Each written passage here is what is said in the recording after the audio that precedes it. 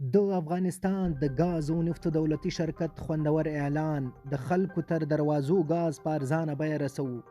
ستانو په دې هیله چې روغ جوړ به یې ویډیو را سره تر پای وګورئ، زموږ چینل سبسکرایب کړئ. د ګاز او نفتو دولتي شرکت د خلکو تر دروازو ګاز په ارزانه بیه رسوو. د افغانستان د ګاز او نفتو دولتي شرکت وایي چې له دې وروسته به د کابل د اوسیدونکو د دروازو شاته مایع ګاز په ارزانه بیه ورسوي.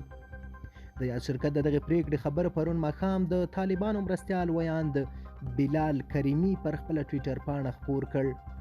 کریمي وایي چې د کابل د 22 ناحیو اوسیدونکي به د یو ځانګړي مهال ویش له مخې له دولتي شرکت نه 1 کیلو ګاز په 80 افغانیو اخلي. دوی وایي چې دغه اقدام د سون توکو د لوړېدو د بیو راکمولو په هدف کیږي. افغانستان کې د ژمي پر رسیدو سره د 1 کیلو مایع ګازو بیه شاوخوا 100 افغانیو ته پورته شوې ده.